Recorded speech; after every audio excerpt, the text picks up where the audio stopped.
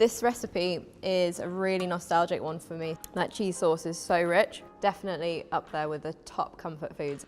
Hi, my name's Helen. I'm one of the chefs here at Waitrose Cookery School, and today I'm going to show you how to make the ultimate comfort food, Croque Monsieur. This is a perfect thing, in my opinion, to eat at any time of the day. A Croque Monsieur originated in the bistros and cafes in Paris, and it is now served all over the country, but croque literally just means a bite. And so it's that perfect thing when you need a quick bite to eat, and I think it's such a lovely thing to make at home. So first thing we need to do is to butter our bread. So you need 100 grams of butter for this recipe, and 50 grams of that needs to be softened. If you want the full recipe, click the link in the description. So with the softened butter, we're going to spread this on our bread. You really want to make sure that it's nice and soft so that it doesn't break your bread, because we're using white bread for this recipe. So we're buttering just the outside of the bread, and that is what will go in the pan and go nice and crispy, and then the inside will be filled with the cheese and ham. An alternative, if you don't like white bread, you could use a kind of sourdough, or you could use a wholemeal bread as well. Really whatever you've got, but I think this is what's going to give the best results. So once that's buttered, we are going to flip those over, and that way we'll remember to fill the inside rather than the outside. And now we can get on with our sauce. With the remaining 50 grams of butter, we're going to get that into a pan and just allow it to melt down over a really gentle heat. So this actually has a really high ratio of butter to flour compared to a normal roux that you might make. And that's because we're going to be adding loads of cheese in there, which is going to continue to thicken it. So we don't want it to be too thick with the flour. Okay, so now the butter's pretty much melted. I'm going to add in a tablespoon of flour and whisk that all in. And we're going to continue to cook this for a minute or two, just until that flour and butter mixture starts to go kind of sandy, and it will start to smell a little bit biscuity. It's really important at this stage because we're starting to cook the flour out, and this will then thicken beautifully when we add the milk to it. I'm going to take it off the heat very briefly and just start adding in the milk. And the secret to a really silky smooth roux without any lumps is if you use cold milk. So if you're ever infusing it to make a nice bechamel sauce, if you're ever infusing it with things like onions and bay leaves, just make sure you leave it to cool completely before you add it into your roux. And then we're just going to whisk that until it thickens up. Now that we've got a nice thick consistency, we can take that off the heat, and we're going to add in the cheese.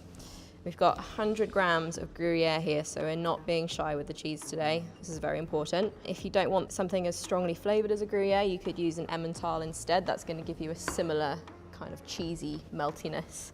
So you want to whisk that in, and it might be that it doesn't melt through straight away. And if that's the case, it's fine to just pop it back on the hob for just a couple of moments, just to help that cheese to melt into the sauce. So this mixture is really far superior to just putting cheese in your sandwich and allowing that to melt, because it's going to bring a nice, smooth, kind of tangy richness to it. Next thing we're going to add in here is going to be an egg yolk. So that can go in now. There we go. And give that a good whisk through. This recipe is a really nostalgic one for me. So whenever we went on family holidays to France, we would always eat these the whole time. You can get them in all the cafes and bars and restaurants. So final thing to go in that sauce is some lovely French Dijon mustard. We want about 2 teaspoons of this, and it's going to bring a little bit of heat and also some nice tanginess to kind of offset the richness of all of the cheese. So just going to whisk that through really quickly, and you should have a really beautiful, thick, cheesy sauce. So now that the sauce is made, I'm going to get any excess off the whisk, and then we can spoon this onto our bread. So we'll do a good couple of generous spoonfuls on each slice of bread, and then we can just spread it out. You might find that with this recipe you're left with a little bit of extra sauce.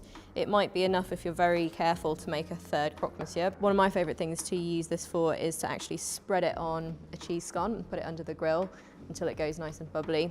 You can even put some grated cheese on the top, but it's basically like a really extravagant Welsh rarebit. And then we're going to layer up our ham on top of the sauce. So we're using torchon ham today. So torchon is the French word for a tea towel. And this basically is a product that is wrapped in cloth while it's being boiled, so it keeps it really succulent and juicy as it cooks. If you can't find this particular kind of ham, you can use whichever ham you've got in your fridge. It'll be absolutely fine. This is definitely the most juicy option. And you're just going to do 2 generous slices in each sandwich. I like to just kind of fold them over at the edges, and then it evens it out on either side. And then we top them with the other piece of bread, butter facing up, and they are ready to go into the pan. So now it's time to cook. You want to make sure that you've got a pan that's been nicely preheated. You want it over a kind of moderate heat. And we're just going to cook this for about 2 to 3 minutes on the first side, and then we'll flip it over and cook it on the other side. So have a little peep at this stage. See what it's looking like underneath. You just want kind of light golden brown. You don't want it to be too toasty. So once you're there, you can carefully flip it over. So I just like to shimmy it to one side of the pan and then let it flip. And then you should have nice crispy outer layer of bread, but the inside should be really soft. You just get that nice bit of crunch. Lovely, so we've got a nice bit of colour on the other side now as well. So I can get this out of the pan and leave it to keep warm while I cook the next one. So now I've got 2 croque monsieurs. Thankfully, I've got a friend ready to help me eat them. So Becca, would you like to try? Of course I would like to try. You don't struggle to sell a croque monsieur in this place. Thank you. No worries. Oh, Yeah. this looks so good. Cheers. That cheese sauce is so rich. I really like how juicy the ham is, but I think it's actually the mustard that brings it all together. Yeah, it's such a nice texture and really warming for a cold day. Perfect sandwich for me. I think I'll be off now. So there you go, that's my croque monsieur. Definitely up there with the top comfort foods and something that you should totally make when the weather is cold and you just need a little bit of comforting.